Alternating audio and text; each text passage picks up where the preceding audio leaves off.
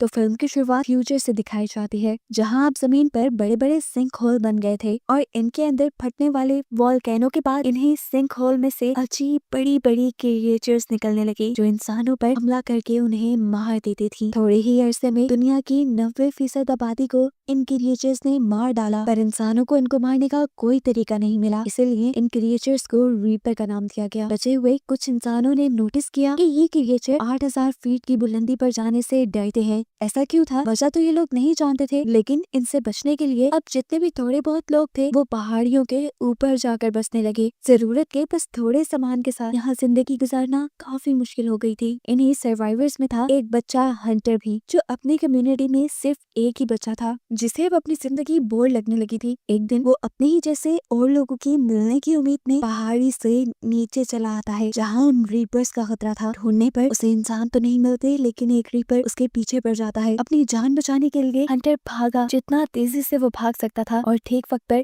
उस रीपर के हमला करने से पहले वो अपनी सेफ लाइन को क्रॉस कर गया। जान तो उसकी बच गई थी, लेकिन अब ये बात उसके डैड को भी पता चल गई थी कि वो नीचे गया था, जो सुनकर उसके डैड बहुत ज्यादा परेशान हो गए और उसके डैड ने उसे समझाया कि नीचे जाना बिल्कुल सेफ नहीं, देखो तुम्हें भागने में भी मसला होता है। यहाँ हमें पता चला कि हंटर को सांस लेने में तकलीफ होती थी और वो हर वक्त फिल्टर्स के सहारे जीता था। हंटर ने अपने डैड को एक्सप्लेन किया, बस मैं और लोगों को ढूंढना चाहता था। जवाब में उसके डैड कहते हैं, देखो हंटर, मैं तुम्हारी मॉम को खो चुका हूँ, अब मैं तुम्हें नहीं खोना चाहता। ये कहकर वो शिकार के लिए चले गए अपने फ्रेंड केटी के साथ, जहाँ शिकार पर भी वो अपने बेटे के लिए काफी उदास और परेशान थे। तब केटी उसे समझाते हैं, देखो वो एक बच्चा है और बच्चे हमेशा नई चीजों को जानने के लिए बेताब होते हैं, तो वे उसे थोड़ी स्पेस देनी चाहिए। ये लोग जब अपना शिकार लेकर वापस आ रहे थे तो रास्ते में इन्हें दिखाई देती है प्रोफेसर नीना। वो रीपर के शेल पर नई नई बुलेट्स बनाकर एक्सपेरिमेंट कर रही थी। कोई तो उनकी बनाई हुई बुलेट उन रीपर को मार सकती थी। 3 साल हो गए थे उन्हें इस एक्सपेरिमेंट को करते हुए, लेकिन अब तक वो नाकाम थी। रात होने पर देखने को मिला कि हंटर की तबीयत बुरी तरह बिगड़ गई, तो देखकर विल भी परेशान हो गया और फौरन उसने जाकर हंटर का फिल्टर चेंज किया। जिसके बाद उसकी तबीयत थोड़ी संभल गई। उसने देखा कि ये उसके पास लास्ट फिल्टर था और अब अगर उसे हंटर की जान बचानी थी तो उसे पहाड़ी से नीचे जाकर हॉस्पिटल से और फिल्टर्स लेकर आने थे। ये बात वो जानता था कि नीचे जाना बिल्कुल सेफ नहीं, लेकिन अपनी बेटी की जान बचाने के लिए उसके पास कोई दूसरी चॉइस भी नहीं थी। यही चीज वो जाकर प्रोफेसर नीना से डिस्कस करता है कि वो नीचे जाने वाला है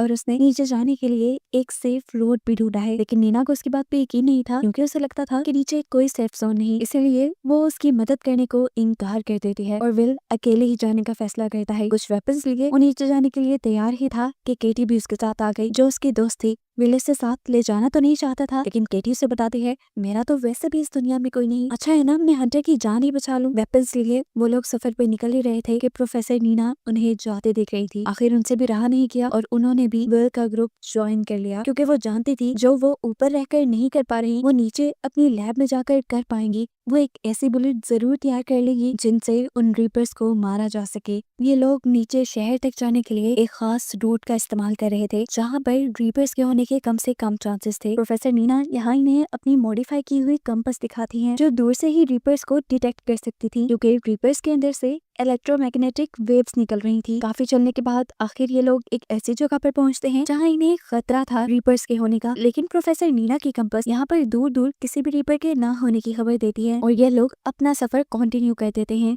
यहाँ पर बहुत सारे मिलिट्री ट्रक्स भी खड़े हुए थे, जो जरूर उन रीपर्स को ही मारने आए होंगे, लेकिन इस लड़ाई में खुद मारे गए। इन ट्रक्स में से विल और केटी अपने सर्वाइवल की चीजें ले लेते हैं। यहाँ पर इन्हें बहुत सारे ग्रेनेड्स भी मिले थे, जिन्हें चलाना केटी जानती थी। उन्हें लग रहा था कि अब इन्हें ग्रेनेड्स के जरिए आगे का सफर आसान होने वाला है। प्रोफेसर नीना को यहीं पर रीपर का खोल भी मिलता है, यानी बॉडी का एक पार्ट, जिसे वो उठा लेती है और यहाँ से और सैंपल कलेक्ट करने लग जाती है, ताकि वो इन रीपर्स के बारे में पता चला सके और इनको खत्म करने का कोई रास्ता ढूंढ सके। यही बातों ही बातों में केटी प्रोफेसर नीना को बुरा भला कहने लग जाती है, क्योंकि उसे लगता था कि प्रोफेसर नीना की वजह से उसकी दोस्त और विल की वाइफ की डेथ हुई थी। इनकी लड़ाई इतनी बढ़ गई कि हाथापाई में बदल गई। अभी ये लोग इसी सब में थे कि अचानक उन्हें दूर से किसी रीपर के होने की आवाज सुनाई दी। आगे बढ़कर इन्होंने देखा ये कोई रीपर नहीं था, बल्कि यहाँ पर बहुत सारे घोड़े थे, और ये देखकर वो लोग हैरान हो गए कि रीपर्स जानवरों को नहीं मारते थे, वो तो सिर्फ इंसानों को मार रहे थे। ये लोग अब आगे चेयर लिफ्ट तक जाते हैं, जहाँ से इन्हें अपना अगला सफर कंप्लीट करना था। यहाँ आने पर प्रोफेसर नीना को अपनी कंपास से यहीं करीब एक रीपर के होने का एहसास होता है।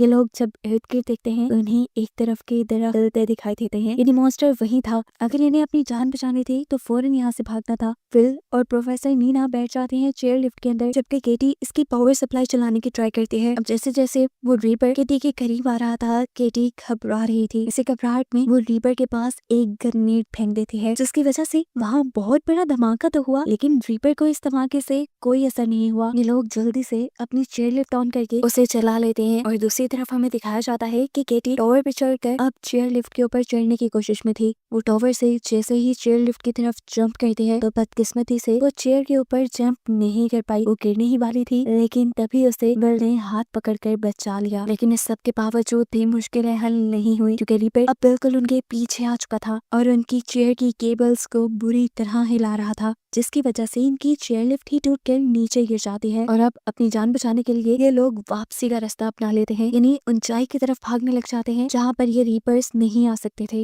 वापस आकर ये लोग अपने घरों को नहीं गए, क्योंकि वो काफी दूर था। ये लोग एक रेस्टोरेंट में रुके थे जहाँ पर ये तीनों बातें करने लगते हैं। प्रोफेसर नीना ने बताती हैं कि जब ये मॉन्स्टर्स इस दुनिया के अंदर आए थे, तब आते ही इन्होंने बिना सोए बिना रुके दुनिया के 95% लोगों को मार दिया, ऐसे जैसे ही इंसानों को ही मारने आए हों। लेकिन एक अजीब बात भी थी कि इन्होंने इंसानों को मारकर खाया नहीं, और ना ही इन्होंने इंसानों के अलावा किसी और जानदार को मारा। इसी वजह से वो हमेशा से इसी डाउट में रही थी कि क्या किसी ने इन रीपर्स को सिर्फ इंसानों को खत्म करने के लिए तो नहीं डिजाइन किया, या शायद ये गॉड की तरफ से भेजे गए हों इंसानों को मारने के लिए। यही बातें करते करते केटी और प्रोफेसर नीना सो जाते हैं, जबकि विल को अपनी वाइफ के साथ बिताए कुछ लम्हे याद आने लगे, जिन लम्हों में उसने प्रोफेसर नीना के बारे में भी बात की थी। वो और प्रोफेसर नीना पार्टनर थी, और विल की वाइफ हमेशा से कहा करती थी कि प्रोफेसर नीना ही वो इंसान है जो रीपर्स को मारने के लिए जरूर कोई गैजेट बना सकती हैं। अगली सुबह हम देखते हैं ये तीनों अपने मिशन पे निकल गए थे। इन्हें अपनी जरूरत का सामान इकट्ठा करने के लिए नीचे शहर की तरफ जाने के लिए बढ़ गए थे। इस टाइम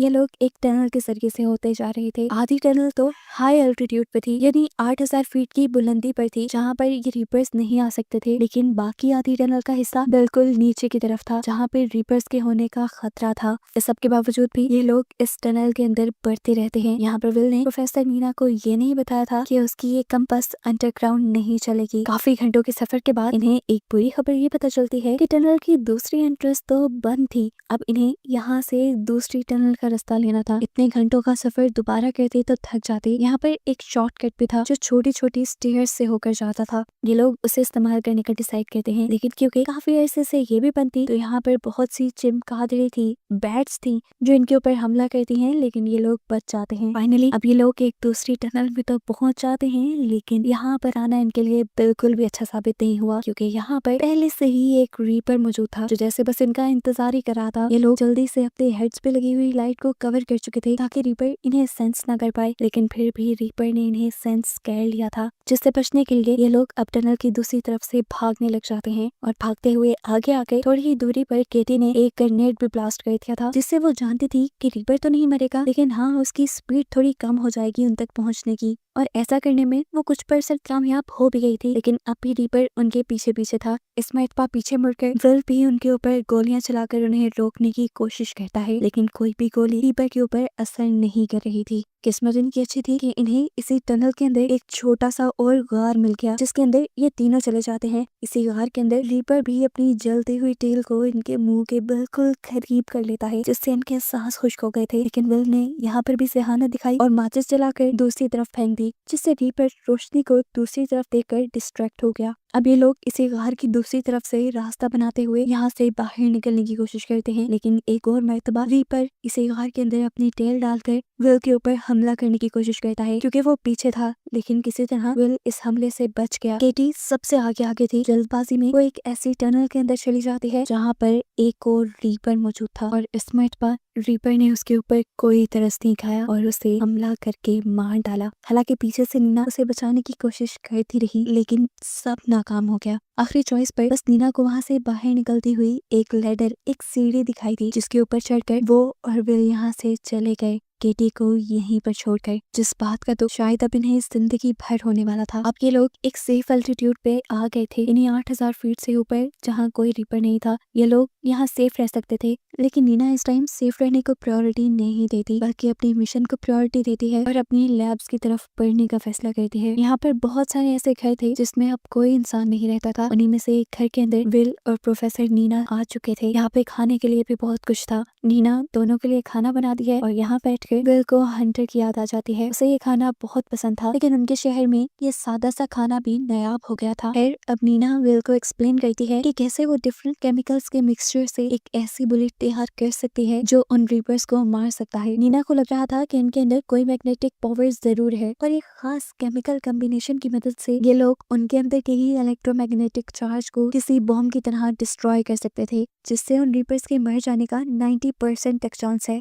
विल को उसकी बातों पे बिल्कुल यकीन नहीं था, और अब विल को तो इस बात पे भी यकीन नहीं आ रहा था कि नीना की फ्रेंड यानी विल की वाइफ वो नीना की इस थ्योरी पे बिलीव करती थी। खैर अगले दिन ये लोग लैब की तरफ बढ़ जाते हैं। पहला स्टॉप यहाँ पर विल ने एक हॉस्पिटल के पास किया था, जहाँ से उसे हंटर की मेडिसिन और फिल्टर्स लेने थे। गन लिए वो आगे बढ़े थे, क्योंकि जानते थे कहीं ना कहीं से इनका सामना रीपर से हो सकता है। लेकिन अभी तक प्रोफेसर नीना की कंपस ने इन्हें किसी भी मॉन्स्टर के यहाँ होने का इशारा नहीं दिया था। फाइनली विल को भी हंटर की मेडिसिन मिल जाती है, जिसका वो स्टॉक अपने बैग में रख लेता है, जितना वो रख सकता था। इसके बाद ये लोग तेजी से यहाँ से भागने ही वाले थे, लेकिन तभी उन्हें एहसास हुआ कि इस हॉस्पिटल के अंदर कोई रीपर छुपा हुआ है, जिसे नीना के कंपस ने डिटेक्ट इसलिए नहीं किया था क्योंकि वो कंपस अब खराब हो चुका था। ये लोग तेजी से उससे बचकर भागने की कोशिश करते हैं, लेकिन वो रीपर वॉल्स तोड़ते हुए इनके ऊपर हमला करने लग जाता है। यहाँ तक कि उसने तो अपने टेंटिकल की मदद से विल को कैद भी कर लिया था। यहाँ पर प्रोफेसर नीना बहुत ही होशियारी से पास पड़े फायर बॉक्स में से एक्स निकालकर उस रीपर की टेल के ऊपर हमला कर देती है,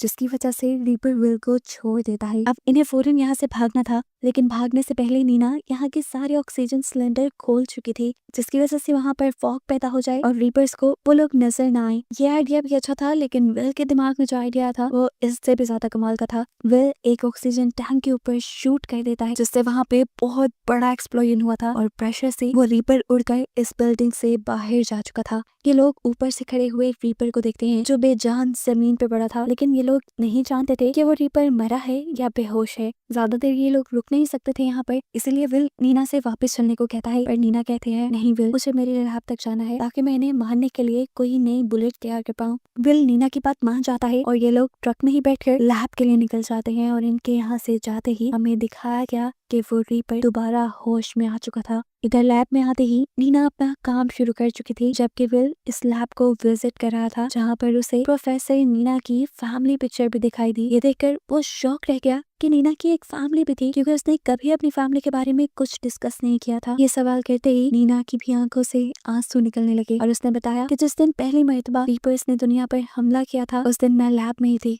मेरी फैमिली मुझे बुलाती रह गई, लेकिन मैंने लैब में रहने का फैसला किया और मेरी ही वजह से मेरी फैमिली मर गई और आज मैं जिंदा हूँ। ये सुनकर फिल भी काफी इमोशनल हो जाता है। नीना दोबारा बात कंटिन्यू करती है और कहती है बस वो दिन था और आज का दिन मैंने इन रीपर्स से बदला लेने की ठान ली थी, और देख लेना मैं उनसे अपनी फैमिली का बदला जरूर लूंगी। ये बात करने के बाद नीना पीछे मुड़कर एक बुलेट शूट करती है रीपर के स्केल पर, लेकिन स्केल को अभी भी कुछ नहीं होता, जिसका मतलब था कि अभी उसकी बुलेट कंप्लीट नहीं हुई। ये देखकर वो विल से कहती है तुम जाओ अपने बेटे के पास वापस चले जाओ, मैं यहाँ पर तब तक रुकूंगी जब तक मुझे कोई सोल्यूशन ना मिल जाए, जब तक मैं कोई नई बुलेट ना बना लूं। विल भी नीना की बात मानते हुए यहाँ से चला जाता है, क्योंकि हंटर को उसके पास मौजूद मेडिसिन की ज्यादा जरूरत थी, जबकि नीना बुलेट्स बनाने में इतनी ज्यादा बिजी हो जाती है कि उसे एहसास ही नहीं होता कब उसके लैब में एक रीपर आ जाता है। रीपर की आवाज सुनते ही उसने आंखें बंद कर ली, और आंखें बंद करते ही उसे ख्याल आया कि उसने कुछ केमिकल कंपोजिशन तो ट्राई ही नहीं किए जो सच में काम कर सकते थे। ये ख्याल आते ही वो जल्दी से केमिकल्स मिक्स करते हुए एक नई बुलेट बनाने लगी, जबकि यहाँ रोड पे हमें दिखाया गया कि विल बहुत ही तेजी से ऊपर अपने टाउन की तरफ जाने की कोशिश में था, लेकिन तभी उसकी कार का एक पत्थर से टकराकर एक्सीडेंट हो गया, और इस एक्सीडेंट की वजह से वो बेहोश हो गया। कुछ देर बाद जब उसे होश आया तो उसके करीब से भी एक रीपर की, एक मॉन्स्टर की आवाज आ रही थी। उसे अपनी जान बचाने के लिए जल्द से जल्द यहाँ से निकलना था। कार वो उसकी भी कर नहीं सकता था, इसीलिए वो कार के फ्रंट मिरर को तोड़ते हुए कार से बाहर निकल आता है और रीपर से बचकर ऊपर की तरफ भागने की कोशिश में लग जाता है। लेकिन इस मर्तबा शायद उसकी ये कोशिश नाकाम हो जाती, क्योंकि रीपर बिल्कुल उसके करीब था। इससे पहले कि रीपर उसके ऊपर हमला करता, विल को गोली की आवाज सुनाई देती है और सरप्राइजिंगली इस मर्तबा नई बुलेट से वो रीपर मर भी जाता है। गोली चलाने वाली और कोई नहीं बल्कि नीना ही, जिसने अपने नए एक्सपेरिमेंट से एक ऐसी बुलेट बना ली थी जो रीपर्स को मार सकती थी। उसने अपने पास मौजूद भी रीपर को इसी बुलेट से मारा था और अब वो विल को बचाने के लिए भी ठीक टाइम पर पहुंच गई थी। जब वो रीपर मरा था तो वाकई वहाँ पे एक बहुत बड़ा एक्सप्लोजन हुआ था, एक धमाका हुआ था, जिसका मतलब था कि नीना ठीक थी। इन रीपर्स के अंदर कोई इलेक्ट्रिक चार्ज था, जिन चार्ज में इलेक्ट्रिक कॉम्बिनेशन मिलने की वजह से वो ब्लास्ट हो गए। अब नीना और विल ने जब पास जाकर इस मरे हुए रीपर को देखा तो इन्हें मालूम हुआ कि ये रीपर कोई जानवर नहीं थे, कोई क्रिएचर नहीं थे, बल्कि ये रोबोट मॉन्स्टर्स थे जिन्हें बनाया गया था। जरूर किसी ने इन्हें सिर्फ इंसानों को मारने के लिए ही बनाया था। और ये बात समझते ही ये लोग शॉक हो जाते हैं। विल अभी भी कंफ्यूज था ये जानकर कि आखिर कौन हो सकता है जो इंसानों को मारने के लिए इतने सारे मॉन्स्टर्स को भेजे। नीना जवाब देती है एलियंस, या एलियंस के भेजे गए मॉन्स्टर रोबोट्स हैं। नीना ने विल को ये भी एक्सप्लेन किया कि ये 8,000 फीट की बुलंदी पे इसलिए नहीं आ सकते क्योंकि इनकी प्रोग्रामिंग में कोई गड़बड़ हो गई होगी, जिसकी वजह से हाई अल्टीट्यूड पे ये लोग फंक्शन नहीं कर पाते होंगे। फाइनली नीना अपनी बनाई हुई बुलेट से अपने रास्ते में आने वाले सारे रीपर्स को मारते हुए पहुंच जाती है अपने कैंप तक, जहां आज वो बहुत ज्यादा खुश थी क्योंकि उसने अपने दुश्मनों को मारने के लिए एक रास्ता खोज लिया था। वो यहाँ अपना एक पायरेट फ्लैग रेस करती है, जिससे सभी लोगों को पता चल जाता है कि उन लोगों ने रीपर्स को मारने का कोई तरीका निकाल लिया है। सभी सर्वाइवर्स रीपर्स के साथ उनकी इस जंग के लिए तैयारी में लग जाते हैं और नीना के बताए फॉर्मूला से बहुत सारी बुलेट्स बनाते हैं, जिसमें से एक बुलेट पर इन्होंने केटी का नाम लिखा था, क्योंकि नीना को लैब तक ले जाने की करेज कहीं ना कहीं उसे केटी नहीं दी थी, इसीलिए इसका क्रेडिट केटी को तो जाता ही था। बहुत सारी बुलेट्स बनाने के बाद ये सर्वाइवर्स अब रीपर्स के साथ अपनी जंग में लग जाते हैं और जितना हो सकता था ये लोग रीपर्स को मारते हुए अपनी जगह को वापस लेना शुरू कर देते हैं। जबकि यहाँ दिखाया जाता है कि नीना अभी तक उस रीपर की बॉडी को स्टडी कर रही थी, जहाँ पर आज उससे मिलने के लिए विल भी आया। ये लोग टेलीस्कोप लगाए आसमान की तरफ देख रहे थे, जहाँ पर नीना को 3 बड़ी बड़ी स्पेसशिप आसमान से जमीन पर आते हुए दिखाई देती हैं, जिसका मतलब था कि इन्होंने जिन रीपर्स को मारा था उनके बारे में एलियंस को खबर हो गई थी और एलियंस अब इनसे एक पूरी जंग के लिए तैयार होकर आए थे। आगे अब क्या होने वाला था, इसी मिस्ट्री के साथ ये मूवी यहीं पर खत्म हो जाती है।